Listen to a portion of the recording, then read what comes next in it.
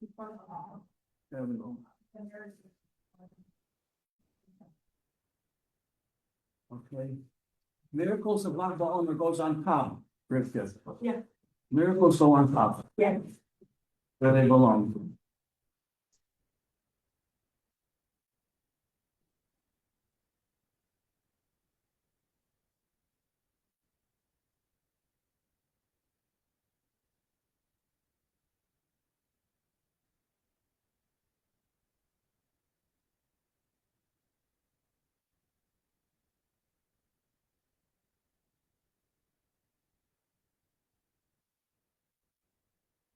All right, give me a few Yeah. discovering pages. Yeah.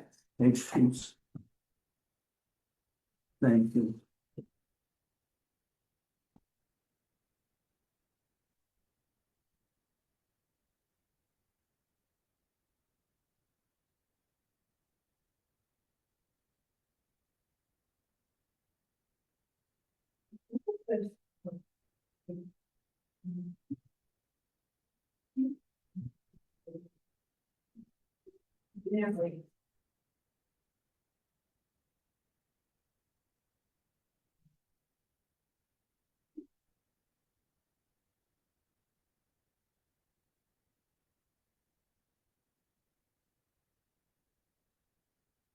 This is about Pesach Sheni.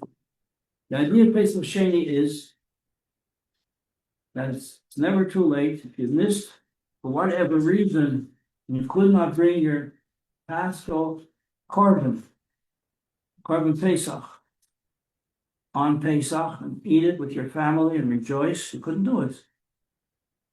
So you can do it a month later. Hashem gives you a second chance. What reasons could have made you not eat the korban Pesach? Maybe you became impure and you couldn't go to the Beis Hamikdash.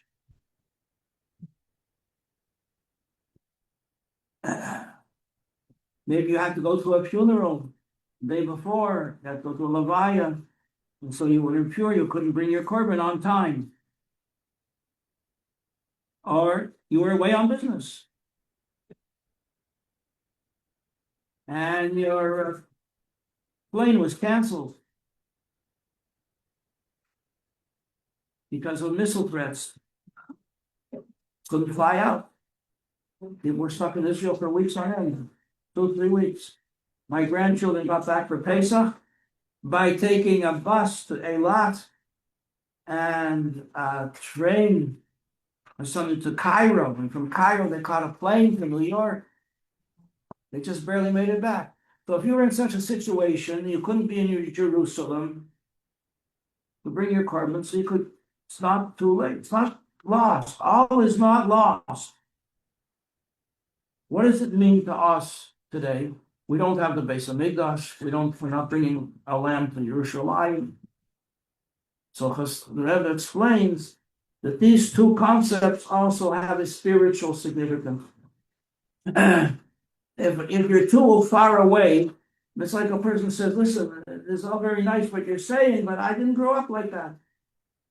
In my house, we never did all these things. I feel very far away from it. I never learned Hebrew. I never went to Hebrew school. I don't know any Hebrew songs. I don't know anything. So I can't. So he says, that's what it means if you feel very far away. You think that Yiddishkeit is just for a few observant people, and you're not one of them. Even so, says the Rebbe, even so, a person can bring the korban Pesach. It's not too late. A person can come to a Chabad house and learn how to do things, and go from step to step, stage by stage, and you end up helping others, teaching others. You end up a teacher. That's one. What about Tumah? If a person became impure, that takes care of far away. What about impure? If a person is impure, he does something that makes him impure. He or she, they do something that makes them impure.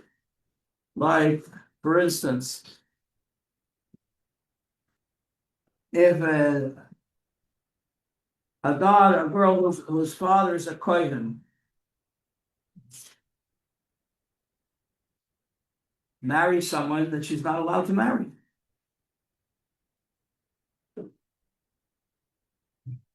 So she becomes what's called a halala. She becomes impure. You shouldn't feel, well, I'm impure. Or let's say a person is in contact with a dead animal. He had mice in a house. You picked up this mouse from the died, and you threw it out. So you carried the dead mouse. That makes a person impure. Carrying a dead rodent makes a person impure. It cannot go into the base of Mikdash. And what does that mean? That means in our day and age, it means if a person does something that's so abhorrent, the Torah, that he or she feels they're impure. Like I met people on Mitzrayim said, I can't put on tefillin with you, Rabbi. You don't know what I did this morning, and so I don't want to know, and you don't want to know. But I'm not worthy of putting on such. In other words, they understand that tefillin is very holy. They say, I'm not worthy of that. So therefore, it says, even if a person was impure and feels in his own heart that he or she has become impure, they've defiled themselves, they can bring a korban. It's not too late. They can bring a korban Pesach on Pesach Sheni.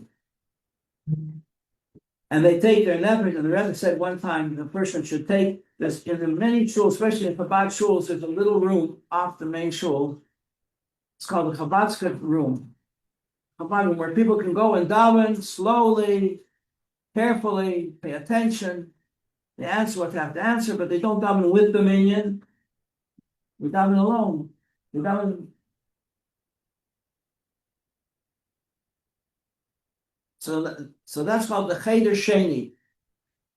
Now we know from chapter 2 in Tanya, chapter 1, every person learns we have a neshama.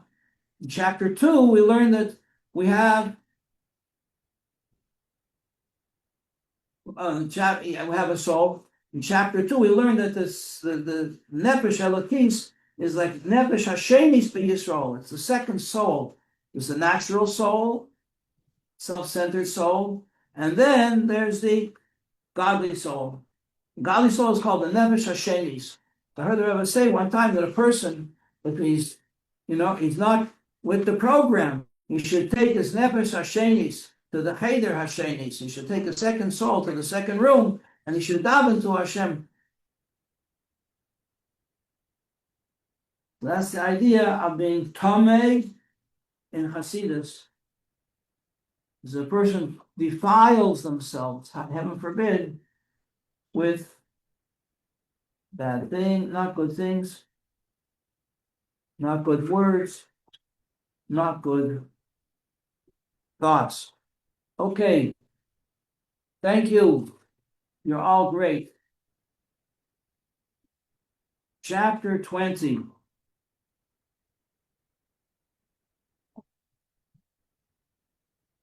What do we got here? A couple more. A couple of miracles. Here's one.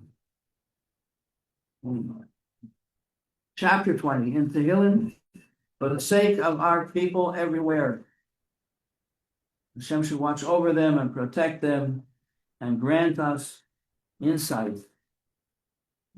Grant us only good things in our heart. You should look at other people with a good eye, a good right eye. Chapter 20. Where are you, 20? Here we go. Lamna v'vegam mizmor l'David, Yam Adonai Tzara Yisagev Hashem Elohei Yankiv, Yishach Esaham Mekodesh, Umitziye Yisadek. Hashem should send help and support to us from His holy place in Yerushalayim, which is the temple. It should be rebuilt speedily now. Yizker kol minchaisecha, and you should recall all our devotionals, our offerings.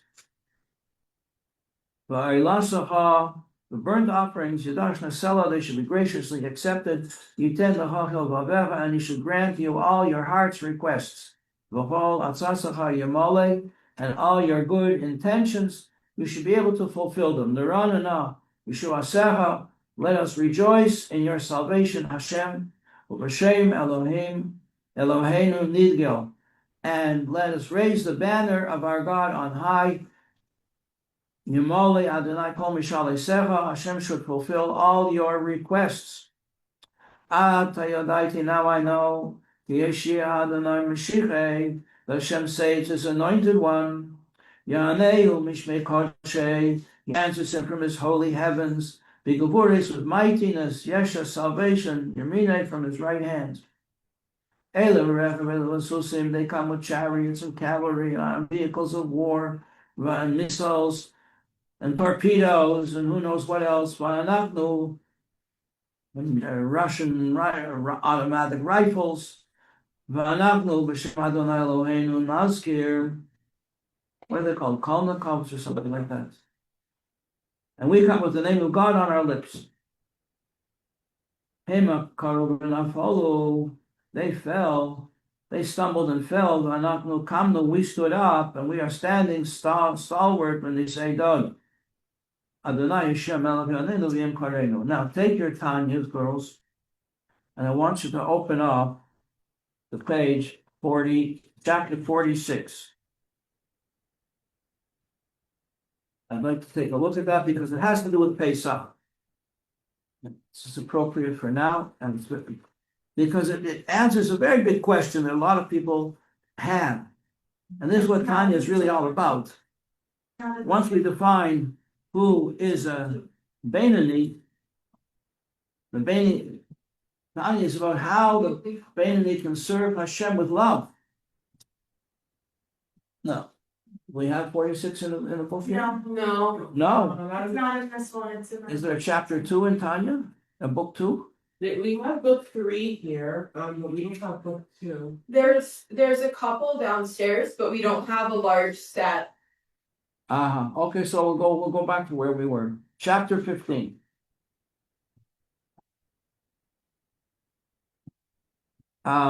Just in brief, to summarize, what I wanted to mention here was a very beautiful. I'll just read it to you. We'll find it here. Reverend, the one just on it. What? Keyboard. Oh, okay. Good. Chapter 46. The person says, it's all very nice. The philosophy is beautiful, but I don't feel any love in my heart. Can't say I feel love in my heart. Let me be honest. I don't want to fool myself. I don't want to fool other people either. You got it? Just a few more pages and you'll be there. I'll be there. No? We got it. Okay. Oh, it's all in Russian. Okay. 46.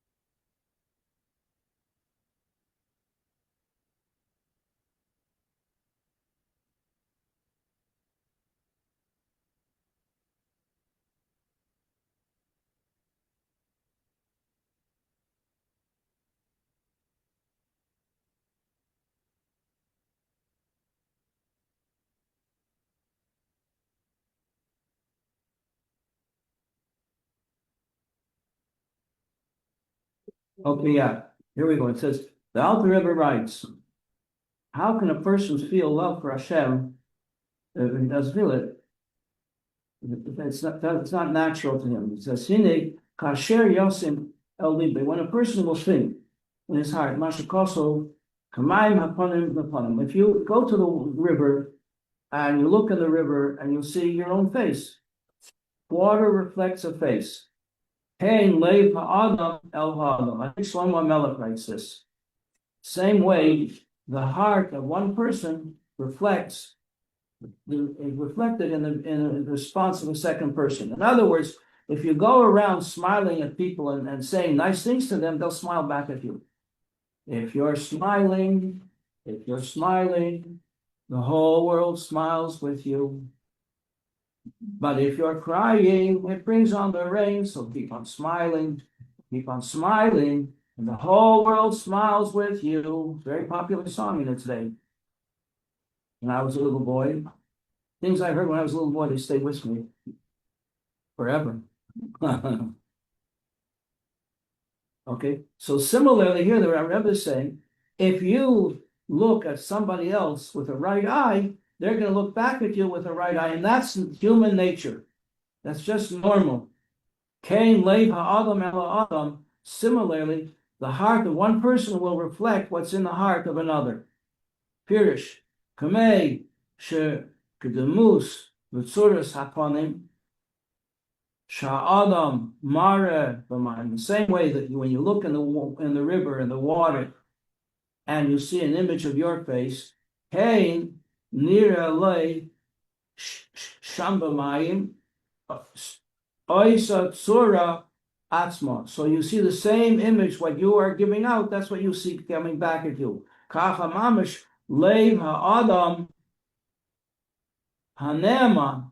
The heart of a person who's a trustworthy person, a faithful person, a loyal person, ahavose leish acher, and he feels his loyalty and his affection is towards his friend. Kacha mamish leiv ha'adam haneman v'ahavose leish acher. So will be the case in your relations with other people. Harei ha'ahavazu, and this love, ma'areres ahava b'lev chaverei, and the love that you are giving out. In other words, what goes around comes back around. Whatever you give out is going to come back at you. And it's a very important thing, girls, in marriage. If you have a hard day, for men, leave your worries in the office. Don't bring them home. Prepare yourself. If your husband's coming home, maybe he had a bad day. He needs to come home to a calm, settled home.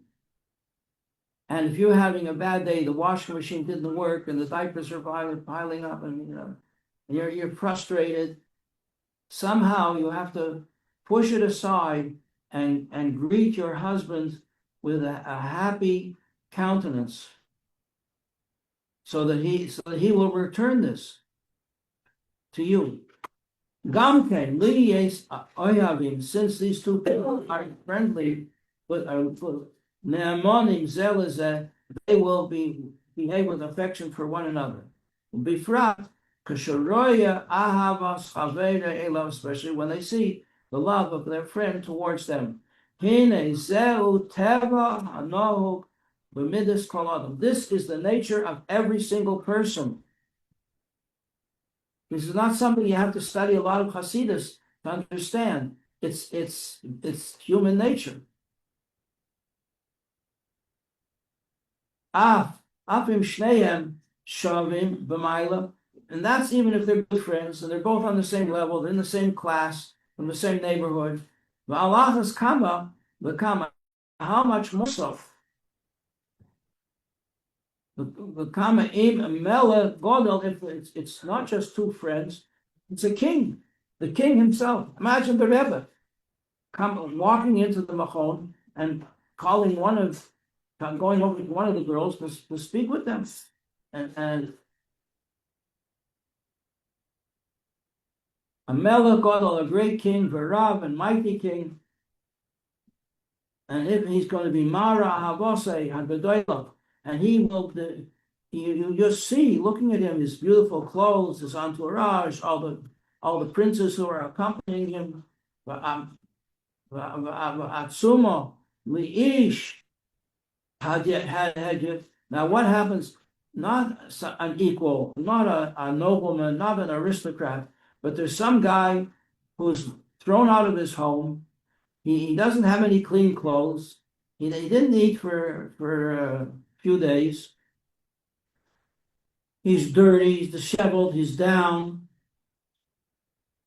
The Nivza, he's in despicable, state. Shuffle, he has no self-confidence, he's a broken person. Shuffle anoshim, manuvo, and nobody wants to even come near him Hamuto la'ashpa. So where did he find a place where people leave him alone? In the garbage dump. In the garbage dump. In the dump. V'yored elav, and where he's there, totally given up on his life, the king comes and says, I heard you were here. I came to get you. And he lifts him up. And the king comes and takes him. He comes with all of his aristocrats and all his princes and all his nobles together. And he lifts this poor wretch up out of the filth. Umarima, he lifts him up from the garbage. Umachnisai, and he takes him within his carriage, to his palace, and to his private chamber, the Heichal HaMelech, where the king dwells.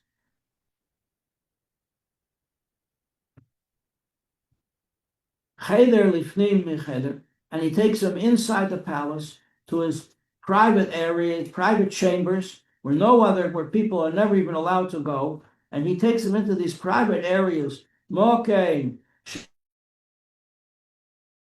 a place where no servants, no other people are ever allowed in there except the king himself.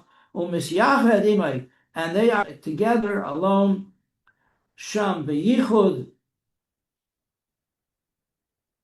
hakiruv amiti, and he's so friendly to him and so warm to him.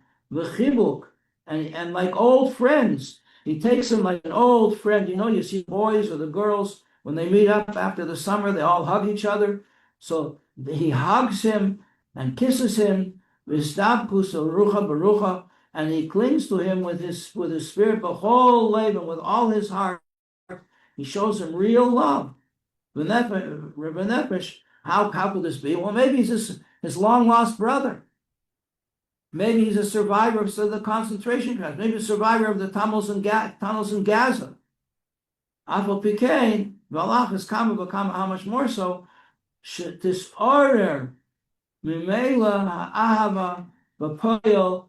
So in this case, this poor wretched fellow, that the king has taken him back and he given him, let him to take a shower and given him a new set of clothes and food to eat and something nourishing to drink.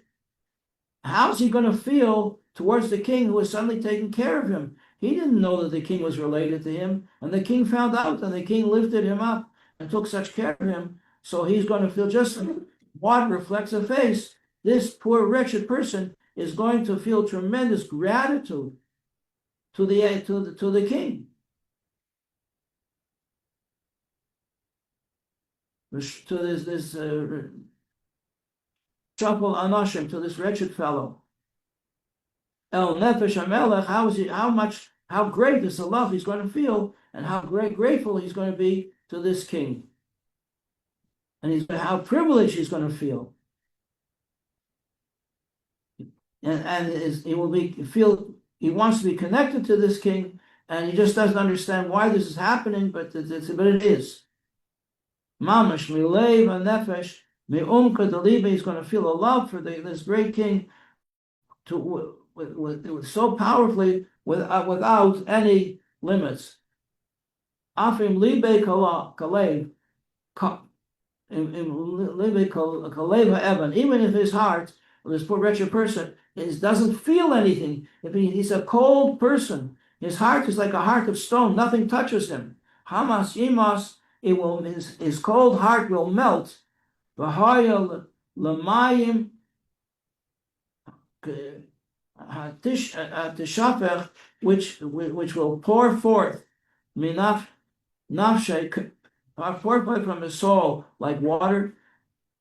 B'chlei sanefesh, with his soul just completely overwhelmed. So what is this? Is all an elaborate simile, a mashal, a metaphor for what happens of us, that the king is Hashem, and the wretched person on the dung heap is the Jewish people who were enslaved in Egypt, who had completely given up on themselves. Well, maybe you shouldn't say, but they were in a wretched state, and Hashem came and picked them up and fed them, healed them, redeemed them, took care of them, gave them food in the desert and water to drink and fresh clothes, and led them even in the wilderness. How this is how a person will think about this. In other words, this doesn't require deep intellectual meditation. This is something very basic, a basic description of who we are and what we are. And maybe a lot of people have actually experienced this when they found themselves in a wretched state spiritually, and their life was very, very dark, with no real hope. They were going through the motions, taking courses in college and not knowing why they were doing it, and not knowing what's their life going to end up as, and they're not successful socially. They don't have friends. They don't have a gratifying sense of what they're doing with their life. And comes along, they meet the shliach, and the shliach tells them how important they are, and how much he cares for them, or his wife cares for them, and so on. And that's what this mashal is all about. When a person will think about such a scenario and realize that, you know what, he knows who I am. The Alter Rebbe knows who I am. He knows where I'm coming from. And so automatically you begin to feel a tremendous love for Hashem without all the meditation.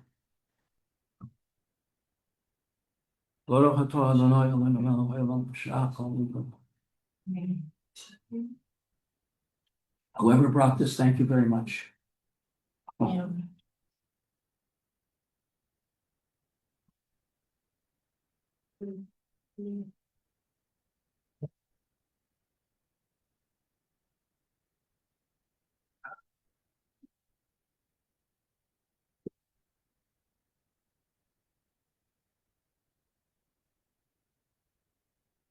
And that's what Pesach is about, and that's what Pesach Sheni is about, and really that's what Yiddishkeit is all about. Okay, thank you. I have a plastic bag there, envelopes. We'll put all these in the plastic bag. Have a great Shabbos, girls. Pesach Sheni, it's never too late. I'm not going to see you on Monday. Right, Monday's the parade, so I want to give you some up now.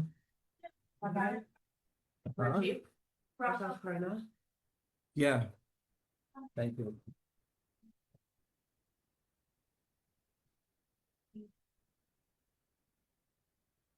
Give you all brachas. Yeah. That's what it says. And then on you there, all your notions to do the pills.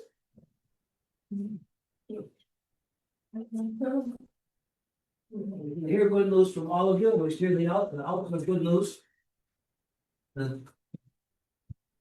So out in the open, Mashiach is here. We can all go to brief and put these in here. Thank you very, very much. Thank you, girls. You're a great class. We give a nice.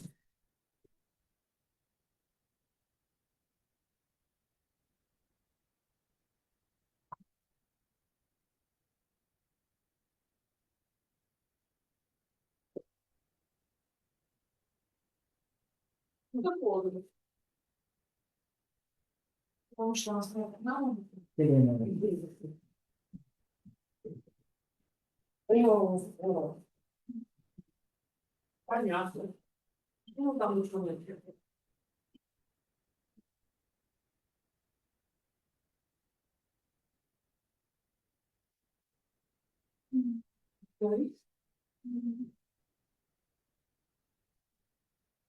Leaves up, over line day. Say it from right now.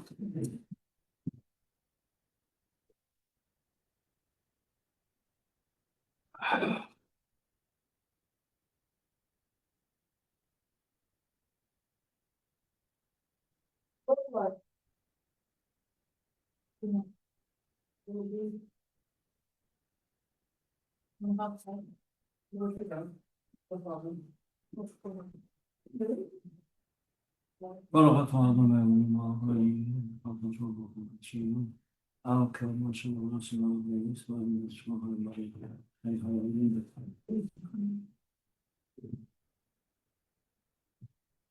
very good thing. That's why we have a mezuzah. That it should remind you when you're coming in and you're going out. We surround, why do men wear tzitzis? And a lot of the mitzvahs we do are reminders. We should always be reminding ourselves of this analogy of the king who comes and takes the poor rich and sets him up at lunch. And we say, thank you, Hashem.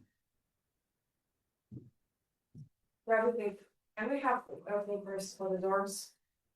I'm gonna leave it on. Oh, don't have that. There's enough. All right. Want to take you going, you know, sorry, give you a It's not candlestick. tied to the doors, but. Maybe. Anybody wants to take on the side? Anybody on the side? I'm not sure yet, but. maybe. Babe. Yeah. Okay. Well, put out here. Thank If you. anybody wants to go on the side, they can take this. That's what. Thank you, Rabbi. I'll be guy. I don't know why, it was just such a difficult, it was really great. I want to should. Thank you. I read John saying it. No, I don't know. Well, they're not. Roads, where I'm wearing this, plus people, that's fine. Movies up.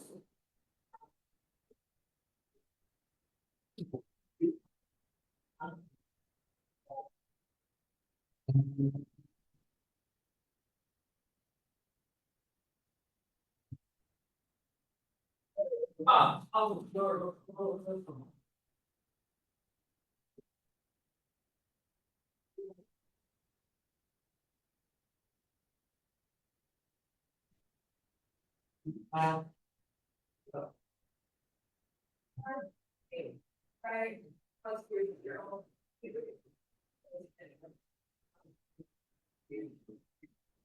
Bye.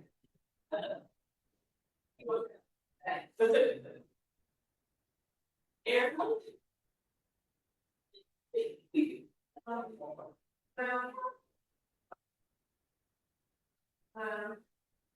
Is she gonna sit over there so we have the water?